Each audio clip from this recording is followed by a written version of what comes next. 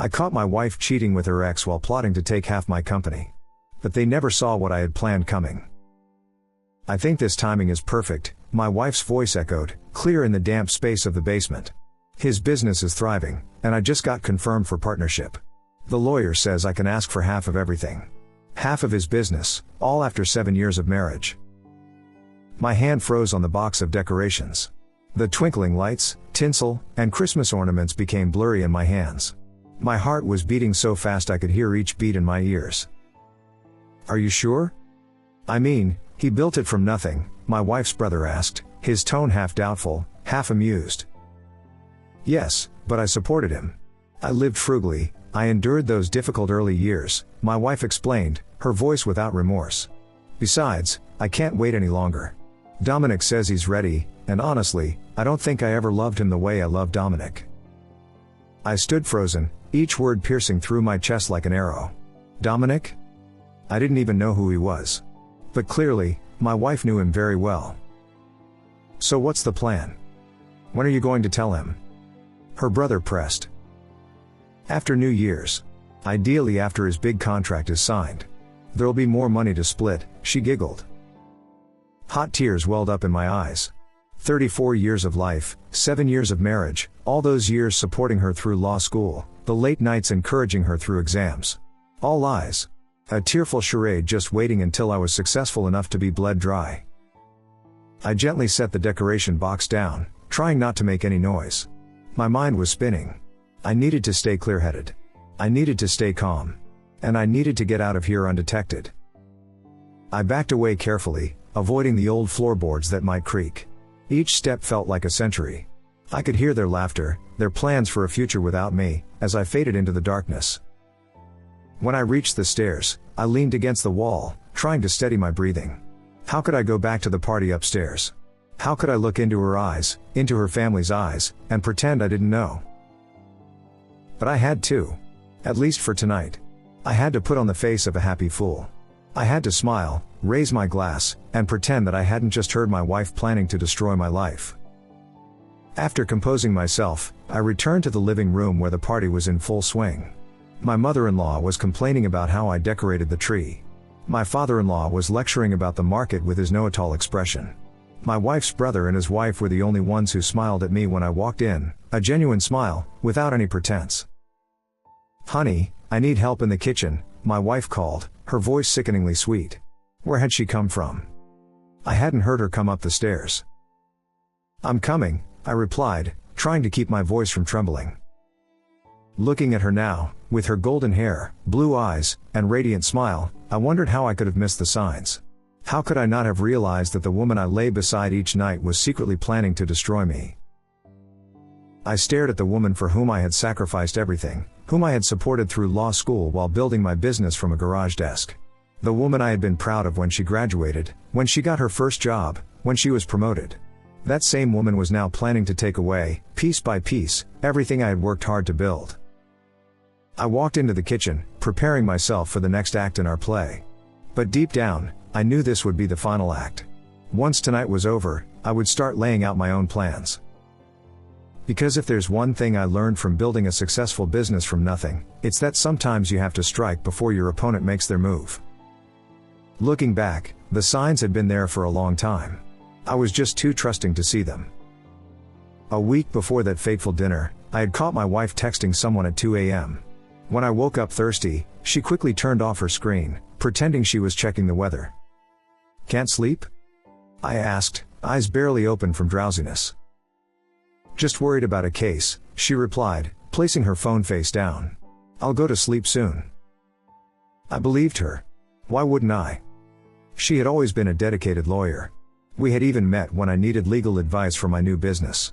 Her ambition and intelligence had captivated me from the start. Other signs appeared in the days that followed. She put a password on her laptop, though we had never kept secrets. She said it was because of confidential client information, a reason so reasonable that I never questioned it. Then there were the tab switches whenever I entered the room. The private phone calls in the bathroom. The late work nights that had never happened before. But I had attributed it all to her career advancement. She had just been promoted to partner at the law firm. Of course she had to work harder. I was even proud of her. My wife's family had always been difficult. Her father, a successful financial advisor, never thought I was good enough for his daughter. Her mother, a leading real estate broker, always found fault in everything I did. My wife's brother and his wife were arrogant, always boasting about the luxury vacations I could never take my wife on. Only my wife's sister was kind, but she rarely attended family events due to her strained relationship with her parents. As the day of the party approached, my wife became distant. She worked later, came home smelling of unfamiliar perfume, and spent less time with me. I had tried to ask, but she always blamed work pressure. "I'm just tired," she said, avoiding my eyes. "Year-end is always busy." The night before the party, I accidentally saw her staring at an old photo, a man I didn't recognize. When she saw me, she quickly turned off the screen and said it was just a colleague. I believed her. I had always believed her. On the morning of the party, I woke up early and made her breakfast, eggs Benedict, her favorite. My wife looked at me with a strange expression, almost like guilt. "You didn't have to do that," she said softly. "I know," I replied, "but I wanted to." If I had known that just a few hours later, I would hear her planning to destroy my life, perhaps I wouldn't have tried so hard. Perhaps I wouldn't have spent the afternoon cooking the stuffed turkey she liked. When the doorbell rang and my wife's family walked in, with their fake smiles, I didn't know they were all in on her betrayal plan. I didn't know they had been laughing behind my back, waiting for the day my wife would take half of everything I built. If I had known, perhaps I would have locked the door before they arrived. The Christmas party had been going on for about an hour when I volunteered to go down to the basement for more decorations. In reality, I just needed a moment to breathe. My mother-in-law had been criticizing everything from my cooking to my tree decorating, while my father-in-law kept asking about my business with eyes expecting failure. "The market's not very stable, is it?" he asked, sipping expensive whiskey. "Are you worried about another recession?" I had learned to live with their criticism. Each mocking glance, each condescending question only made me more determined to prove I was worthy of their daughter. How ironic that seems now. I walked down the stairs, the carpet on the wooden steps muffling my footsteps. The basement was cool and dim, lit only by a single bulb. I was searching for the remaining decoration box when I heard footsteps. Reflexively, I backed behind an old bookcase. "I can't be down here long," my wife's voice sounded softly. "We just need to discuss this quickly." "You're overthinking this," her brother's voice. "I think this is the perfect time to start. You're in a very strong position." "You don't understand, Ryan," my wife sighed. "He'll be shocked." "So what? You don't owe him anything. When did you meet him? When you were still in law school? All he did was entertain you while you built your career. Now you're ready for something better." The world was spinning around me. I felt nauseous. "It's just. I know he doesn't deserve this," my wife whispered. "You're too kind, Jenny," her brother laughed dryly. "Do you think he would offer you a partner position if the situation was reversed? Men like him only care about themselves." I bit my lip hard. I had spent the past 7 years loving and supporting my wife unconditionally, taking her out to dinner on days she was disappointed, staying up late nights studying with her, and crying with pride when she graduated. "Are you sure?" Her brother's voice echoed again. "Dominic still wants to see you tonight. He said he'll wait at the usual bar. You should go. If you still feel something for him after all these years, you need to be certain before filing for divorce." Dominic. So that was his name. My throat went dry. "I don't want to betray him anymore, Ryan. I already feel terrible." "You're not betraying anything," her brother cut in. "You're just doing what's right for yourself. Do you think mom and dad were ever happy in their marriage? No, they weren't, but they were rich. That's what matters." Swallowing the lump in my throat, I heard my wife sigh. "I don't want to be like them," she whispered. "But you are becoming them, aren't you?" Her brother laughed dryly. "You're marrying someone you don't love for money. Then you pretend everything is fine. At least admit that to yourself." Silence fell. I would bet I could hear my own heartbeat. "It's just." My wife's voice trembled. "If I could do it all over again, I would never have said yes to him. But now, it's been 7 years, Ryan. If I don't leave with something, then all those years will have been meaningless."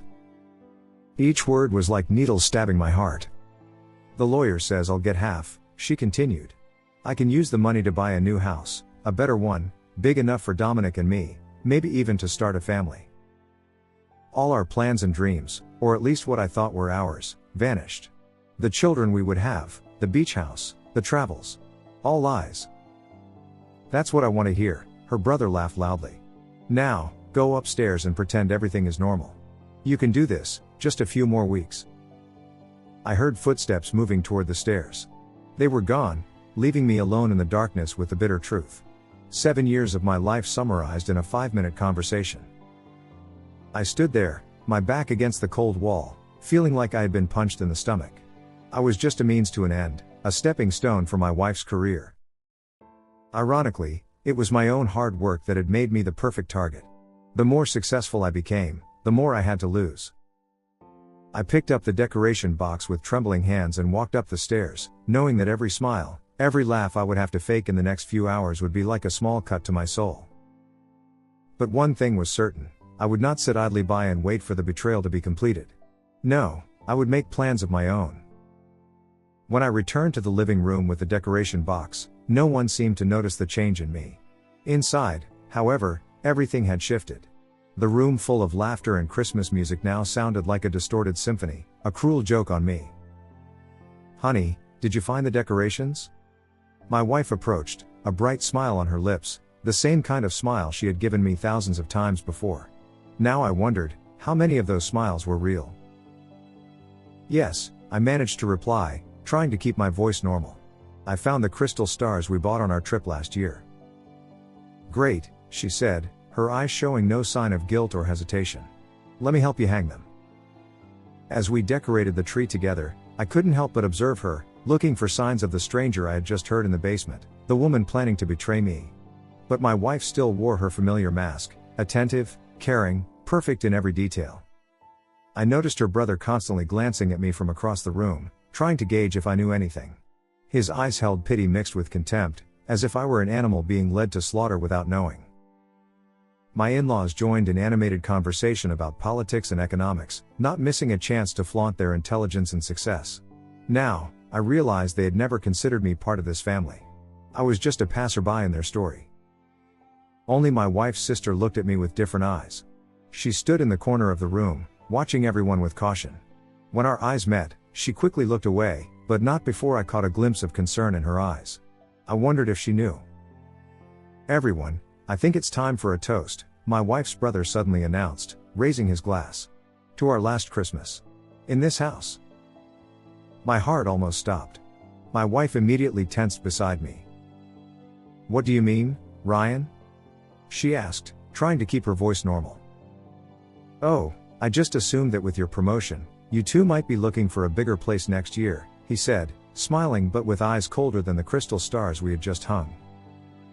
Yes, I said, suddenly standing up and taking my glass. I'd like to toast to the future, and all the changes it brings. I looked directly into my wife's eyes as I said these words. A flash of worry crossed her eyes, just for a second, but enough to confirm that what I had heard was real. To the future, she replied, her voice as light as a breeze. Dinner proceeded in a strange atmosphere. I ate without tasting anything, smiled without feeling joy. My entire body seemed to be operating on autopilot, while my mind frantically planned each next step. Are you okay? My wife whispered when we stood together in the kitchen, away from everyone's ears. You look tired.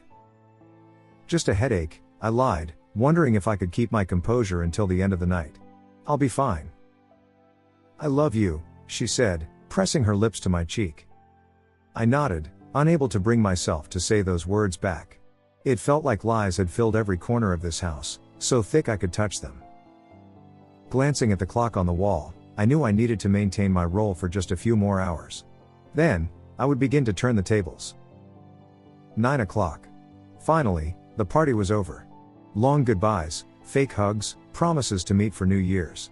When the last family car drove away, I felt like I had just gone through a performance that lasted a lifetime. My wife was busy in the bathroom, removing her makeup and performing her nightly skincare routine. I knew she would be there for at least half an hour. This was my chance. I ran my fingers lightly over her laptop keyboard, feeling strange about what I was about to do. For 7 years, I had never invaded her privacy. Never read her messages, emails, or diaries. That was the foundation of trust I had built our marriage on. But now, everything had changed. The screen asked for a password. I tried her birthday, no luck. I tried the name of her childhood pet, no luck. Then I thought of something else, the day we met. The screen unlocked. I opened her email inbox, and began searching for every piece of evidence of betrayal. It didn't take long. In a folder marked private, I found an entire thread of emails with a divorce lawyer, dating back 3 months. 3 months. Dear Jenny, one email from the lawyer read. As we discussed, timing is the most crucial factor. I agree that you should wait until the partner position is officially confirmed. Though not legally required, this will strengthen your position during negotiations. Arrange everything to file early next year. My heart ached as I read the next lines. With the information you provided about your husband's business, we can request half its value. Although he started it before your marriage, most of the growth occurred during the marriage, and you can prove your indirect contribution. Indirect contribution? Like what? Me paying for her law school while building my business? Me supporting her every night as she studied for exams? Or the sacrifices for her career that I had accepted? I kept digging. Emails. Messages. Notes. Each file I opened confirmed my worst fears. I discovered financial documents showing my wife had been secretly transferring money to a separate account. $20,000 had disappeared from our joint account over the past 3 months. She had been preparing for a life without me, using my own money. Then came the worst part, the messages with Dominic. Reading their exchange, I discovered he wasn't a new lover. He was someone from her past. An ex-boyfriend from college. Their relationship had been rekindled 6 months ago, when they accidentally met at a law firm event. I miss what we had, my wife wrote to him. Sometimes I wonder what would have happened if I hadn't given us up for my career. We can still have it all, he replied. Think of this not as an ending, but as a new beginning. Whispers, promises, secret plans. I read it all, as if watching a movie about my own life, but with a script I didn't know. I saw messages about after-work meetings, about stolen moments during extended lunches. About plans for the future, the house they would buy, the trips they would take, the life they would build. On the ruins of mine. In a recent series of messages, there was mention of an appointment at the divorce lawyer's office on January 2nd, just 2 weeks away. That was the deadline. That's when they would execute their plan. As I read, I heard my wife step out of the bathroom. I quickly closed the laptop and put it back in its original position. I'm going to call the office quickly, then go to bed, she said, walking into the room in her bathrobe. You don't need to wait up. The office? At this hour? There's an important case tomorrow, she said, not looking me in the eye. Another lie. I had read in the messages that she planned to meet Dominic tonight at the bar. I nodded, pretending to believe. I'll clean up a bit, I said. Take your time. When she went back to the bedroom, I took out my phone and started searching for the best divorce lawyer in town. I had all the evidence I needed. Now it was time to counterattack. That night, I couldn't sleep. My wife came home at 1 a.m., smelling of alcohol and unfamiliar perfume. She slipped into bed, thinking I was sound asleep. I lay motionless, breathing evenly, playing the role of the clueless husband. Throughout the long night, I stared at the ceiling, thinking about my next moves. Anger, hurt, and betrayal swirled within me like a storm, but I knew I couldn't let emotions cloud my judgment. If my wife had methodically planned to destroy me, I had to respond with equal caution. The next morning, I called my company and requested leave. Family emergency, I told my boss. Not exactly a lie. My first appointment was with Samuel Wagner, one of the highest-rated divorce lawyers in the city. His office was luxurious, with a view of the entire city, a sign that his services weren't cheap. But at this point, money was a secondary concern. This is a complex case, Wagner said after I told him the whole story. But not without precedent. Your wife's secret preparation for divorce while maintaining the marriage is a form of bad behavior that the court might consider. Can I protect my business? I asked, that being my biggest concern. Possibly, but not easily, he replied frankly. The fact that you built it before marriage is a plus. However, The significant growth during the marriage complicates matters. We need detailed documentation of all contributions from both you and your wife. I opened my phone, showing him screenshots of the emails I found. She's been working with her lawyer for at least 3 months. They've planned it in detail. Wagner nodded, then suddenly became more serious. We need to act quickly. First, you must protect your assets. I'll write a letter to the bank to prevent large withdrawals from joint accounts. Next, we need to audit all your business assets. My second appointment was with Lisa Chen, my company's accountant. We had worked together for 5 years, and she was one of the people I trusted most. I don't want to spread rumors, I said, trying to keep my voice calm, but I need a full valuation of the company, as soon as possible. Lisa looked at me with understanding eyes. Marriage issues? I nodded. I understand, she said. But there's something you should know. Your wife contacted me a month ago.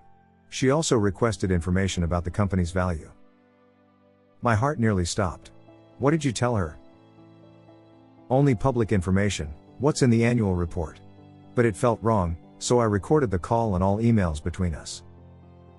Before I could ask why she did that, Lisa pushed a folder toward me. Your wife isn't the only one creating a paper trail. Late afternoon, I drove to a small cafe in the suburbs, where I had arranged to meet my wife's sister, Sophie. Of all my wife's relatives, Sophie was the only one I trusted. She had always seemed out of place with the rest of her family. Sophie arrived 15 minutes late, looking worried and tense. Thank you for coming, I said as she sat across from me. I don't have much time, Sophie said, her voice almost a whisper. They'll wonder where I am. I just need to know one thing, I said directly. Is Jenny seeing someone named Dominic? Sophie looked at me with sad eyes. You know. My heart ached despite having read the evidence. Hearing confirmation from someone else made it more real. Who is he? Ryan's best friend. They went to school together. Dominic and Jenny dated for 3 years in college, but broke up when she decided to focus on law school. Then she met you. Now everything was clear. My wife hadn't just betrayed me, she was trying to get back with her old love using my money.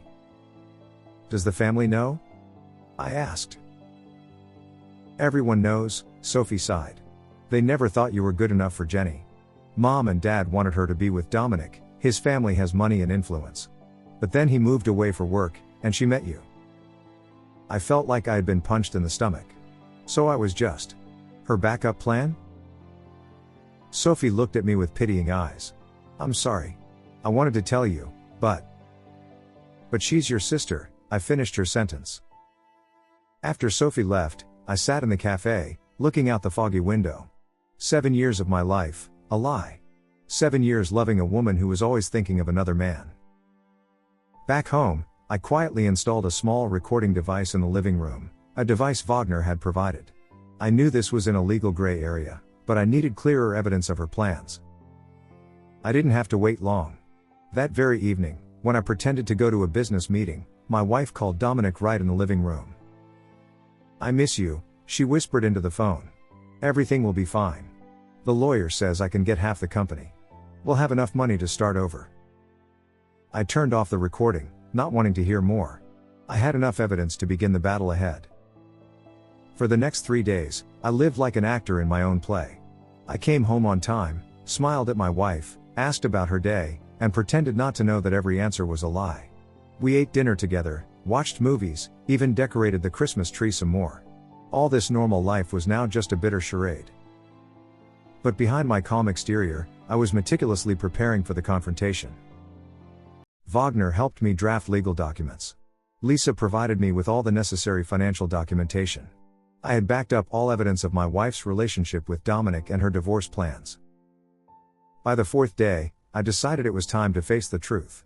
I couldn't continue living in this false state any longer. Each kiss, each hug, each I love you was like a knife to my heart. I created a fake business emergency, a reason to host another family dinner. Honey, I said as my wife was preparing to go to work. I have great news. That big contract I told you about? They agreed. I want to invite your family for dinner to celebrate on Saturday. I saw a moment of hesitation in her eyes. This Saturday? I think my parents have plans. I already texted your mom, I said, knowing that was the sure way my wife couldn't refuse. She said they'd be happy to come. For the next 2 days, I prepared everything meticulously. I arranged the evidence in a small box under the sofa. I connected the audio device to the speaker system in the dining room. I printed the emails between my wife and the lawyer, the messages between her and Dominic, bank statements showing the withdrawn money. One final bold move, I hired a private investigator to look into Dominic. What I discovered surprised me even more than I had imagined. Dominic, the man my wife was planning to start a new life with, was married. He had an unsuspecting wife, and 2 young children. He was deceiving both of us. On Saturday morning, I drove to a small cafe in the suburbs. Here, I had arranged to meet Dominic's wife. I still don't understand why I'm here, she said, her voice full of suspicion. You said you have important information about my husband? I opened the envelope I had brought. I'm afraid the news will be quite shocking. Driving home, I noticed a strange feeling. Despite the pain and anger, I also felt an unusual calmness. Perhaps it was the clarity that came from knowing exactly what I was facing. When I got home, my wife was setting the dining table. She had chosen our best dinnerware, the plates we only used for special occasions. Truly ironic. You ordered food from the restaurant, right? She asked. I forgot that you said you would take care of that. Don't worry, I said, smiling with an eerie calmness. Everything is prepared. And indeed, everything was ready. Just not the party my wife expected. 7 o'clock. The doorbell rang. My wife hurriedly adjusted her dress before opening the door. She was tense, I could see it in the way she bit her lip, the way her hand trembled slightly as she touched the door.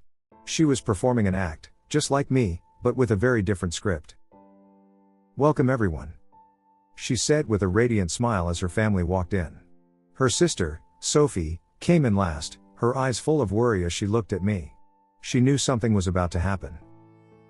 I played the role of the perfect husband, pouring wine, telling jokes, asking about everyone's work.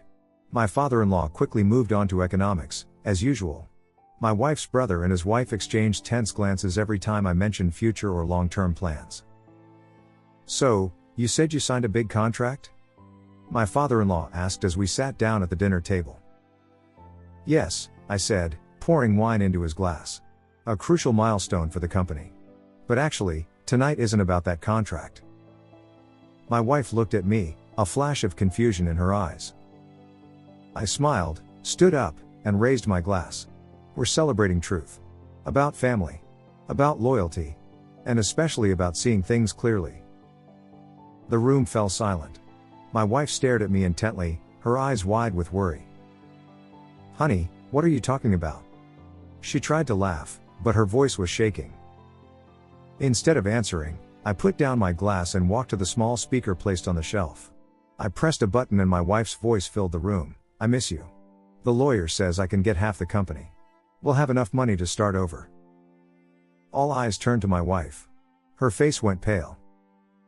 That's not, she stammered. Not waiting for her to make excuses, I took out the prepared documents and placed them on the table. Emails with the divorce lawyer. Messages with Dominic. Evidence of secret money transfers.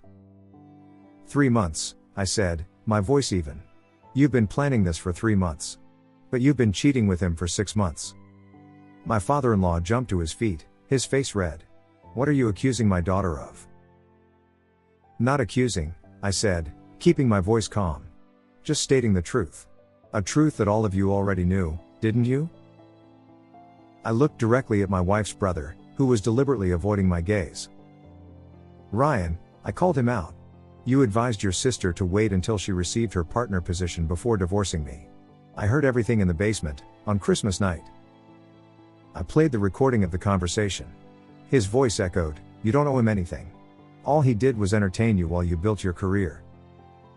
My wife suddenly stood up, pushing her chair back. Enough. Stop it. What about Dominic? I asked. Did you know he's married? Has 2 children? Her eyes widened. No. He couldn't be. I placed on the table photos, Dominic with his wife and 2 young children, at a shopping mall just 2 days ago. Everyone knew about this plan, didn't they? I asked, looking around the table. Except for Sophie. She's the only one with a conscience in this family. Sophie sat there, tears streaming down her face. My father-in-law suddenly slammed his hand on the table, spilling a glass of wine. I will not sit here and listen to these baseless accusations. Baseless? I laughed bitterly, pushing toward him evidence of the withdrawals. $20,000. Disappeared from our account. My wife's brother was frantically typing something on his phone under the table, probably warning Dominic. Oh, that's useless too, I said. Dominic's wife already knows everything. I met her this morning. My mother-in-law started crying, a fake cry. How could you do this to us? Publicly? I asked, bitterly. Like how you all publicly supported Jenny's plan to take half the business I built? Or like how you all knew about her relationship with Dominic, and no one said a word to me? I turned to look at everyone in the room. I don't know what's worse, my wife betraying me, or all of you sitting here, eating my food, drinking my wine, while knowing full well that she was planning to destroy my life. I paused, taking a deep breath. Dinner is over. I think you should all leave. Nobody moved. Now, I shouted, for the first time letting my anger explode. They shuffled to their feet. My father-in-law glared at me as he passed. My wife's brother was the last to stand, his face red with anger and shame. You'll regret this, he whispered. I only regret one thing, I replied. That's ever trusting anyone in your family. Only Sophie stopped beside me. You did the right thing. You deserve to be happier than this. Then she too left, leaving me and my wife alone in the silent room. The dining room was engulfed in heavy silence, the only sounds being the ticking of the wall clock and my wife's labored breathing. She still stood there, hands gripping the back of her chair, eyes not leaving the photos of Dominic and his family on the dining table. He lied to me, she finally spoke, her voice so small I had to strain to hear it. He said he was separated. That he and his wife were only living together for the kids. I laughed dryly. Quite a coincidence. He told his wife the same thing about you. My wife looked at me, her eyes shifting from shock to anger. You had no right. You had no right to do this, to spy on me, to read my emails, to meet his wife. No right? I said, losing control for the first time tonight. You've been lying to me for 6 months. You planned to take away half of the business I built with blood, sweat, and tears. You transferred our money to private accounts. And you have the nerve to talk about rights? I slammed my hand on the table, spilling my wine glass. The dark red liquid spread across the table, soaking into the documents, like a perfect metaphor for the mess my life was in. My wife backed away, stunned by my anger. I didn't. You didn't what? I roared. Didn't mean to hurt me? Didn't think I would find out? Didn't think I deserved basic respect after 7 years of marriage? I moved closer to her, my voice dropping. Or did you just not think I was a worthy opponent?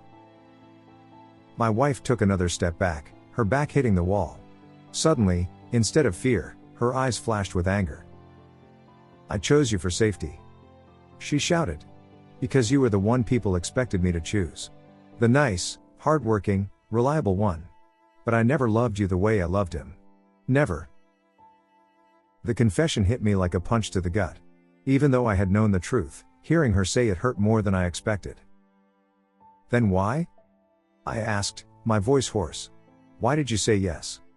Why waste 7 years of both our lives? Because Dominic left. She cried out, tears beginning to fall. He took a job abroad and didn't want me to come. And I couldn't be alone. Then you showed up, with your admiration and stability. And I thought I could learn to love you. I felt a wave of nausea rise up. So, from day one, I was just your backup plan. It wasn't like that, she said, her voice smaller. I really tried. But then Dominic came back. And you jumped right into bed with him, I finished her sentence. He was my first love, she whispered, as if that explained everything. I couldn't control my feelings. A bitter laugh escaped my throat. But you could control your actions. You could have told me. You could have asked for a divorce honestly.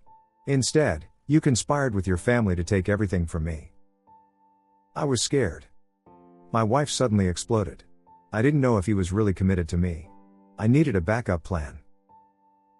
And now you have nothing, I said, coldly. Your backup plan knows everything, and your great love turns out to be just as much of a liar as you are. My wife slid down to the floor, haggard and broken. What am I supposed to do now? Where am I supposed to go? That's no longer my concern, I said, walking toward the coat closet. I pulled out a pre-packed suitcase. I've booked a hotel room tonight. Tomorrow, I'm meeting with my lawyer to start divorce proceedings. You can't just leave like this. She suddenly stood up. This is our home. Not anymore, I said, handing her a paper. This is a copy of the documents showing I purchased this house before we were married, with inheritance money from my uncle. It's not part of our joint assets, and the papers have already been sent to your lawyer. You have 3 days to pack your things and leave. My wife looked at me, horrified. You can't do that. I can and I will, I said, looking straight at her. You were going to take everything from me, Jenny. Love, trust, business, home. But you lost. Game over. I pulled my suitcase to the door, turning back to look at her one last time. I'll have my lawyer contact you. Don't call me. Don't look for me. As I walked out of the house, I could hear her crying behind me. The crying turned to screaming, then to the sound of things breaking. I didn't look back. Instead, I got into my car and drove away, leaving behind 7 years of deception, and starting a new journey, one without her. The hotel I booked was nothing special, a standard room with a double bed, a small desk, and a window overlooking the parking lot. But that night, it felt like a fortress, a shelter from the storm I had created and left behind. I sat on the edge of the bed, staring at the blank wall in front of me. 7 years. 7 years of my life wasted on a woman who never truly loved me. I had built my entire life around a lie. My phone vibrated constantly beside me, messages, missed calls, notifications from social media apps. I didn't bother checking. I knew most were from my wife, from her family, perhaps even from Dominic. None of it mattered anymore. I turned off the phone and placed it in the nightstand drawer, as if isolating it also meant isolating my past. Then I lay down, staring at the ceiling, and for the first time in months, I allowed myself to feel the pain in its entirety. When I woke up the next morning, the sun was already high. I had overslept, something that hadn't happened in years. My body must have been exhausted after the prolonged stress. I turned on my phone and saw 47 messages. Most were from my wife, transitioning from anger to pleading, then to promises of change, and finally to threats. It was a relief to know that I felt nothing as I read them. Just emptiness, and perhaps, a bit of pity. There was a message from Wagner, my lawyer, confirming our afternoon appointment. Another from Lisa, my accountant, reporting that she had locked all business accounts as per my instructions. And surprisingly, a message from Sophie, my wife's sister. Are you okay? I'm worried about you. Jenny is furious. Dad is threatening to sue you for everything he can think of. But I want you to know that I understand why you did it. I'm here if you need to talk. I sent her a brief, thank you. Sophie was the only one in that family worthy of my respect. 3 weeks later, I had moved into a new apartment. Not large, but clean and bright, with a view of the city park. Starting over wasn't easy, but at the same time, I felt a strange relief. No more pretending, no more wondering if I was good enough. The divorce proceedings went faster than I thought. Wagner had prepared everything so thoroughly that my wife and her lawyer had almost no chance to counter. The evidence of the extramarital affair, the proof of secret money transfers, and her premeditated preparation, all worked against her in court. Of course, there were complications.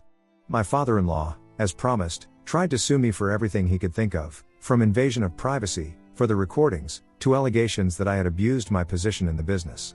But none of it stood up in court. I received word from Sophie that Dominic had gone back to his wife. He had shirked his responsibility, denied everything, and ultimately blamed my wife for pursuing him.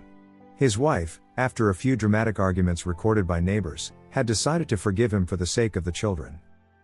My wife wasn't so lucky. Losing me, Dominic, and her reputation all at once had hit her hard. According to Sophie, she had resigned from the law firm and moved to another city to start over. I didn't hate her anymore, just hoped she would find the peace and authenticity she couldn't have with me. About 6 months after that fateful dinner, I received an unexpected message from Sophie. She had left the family business, cut financial ties with her parents, and started her own career in a small town. "I've always wanted to do this," she wrote, "but never had the courage. Seeing you stand up for yourself gave me strength. I know what happened to you was terrible, but it changed my life in a positive way. It was the first time I felt that perhaps, just perhaps, all this pain had some purpose." My business continued to grow. I threw myself into work, expanding into new markets, hiring more employees. Financial success couldn't compensate for personal pain, but it gave me a sense of accomplishment, something to be proud of. A year after the day I discovered the truth in the basement, I sat alone on the balcony of my new apartment, sipping a whiskey and looking out at the city lights. My life now was completely different. No wife, no in-laws, no fake dinners and sweet lies. I had lost some things. Faith in love, perhaps. The ability to trust others easily. The feeling that the world was a fair and simple place. But I had also reclaimed many things. Freedom. Self-respect. And most importantly, a life that was true to myself. My phone vibrated beside me. A message from Wagner, final divorce papers signed. Officially free. Congratulations. I smiled, took a sip of whiskey, and stood up. Looking out at the city before me, I felt like I was standing on the edge of a new chapter. A chapter not written by someone else's lies, but by my own truth. Perhaps someday I would trust someone again. Perhaps someday I would love again. But until then, I had enough. I had myself, intact and authentic. And that was the most important thing I had taken from this whole experience, the value of authenticity, with others and with myself. I raised my glass once more, toward the vast city ahead. To the future, I said, this time with only myself to hear it.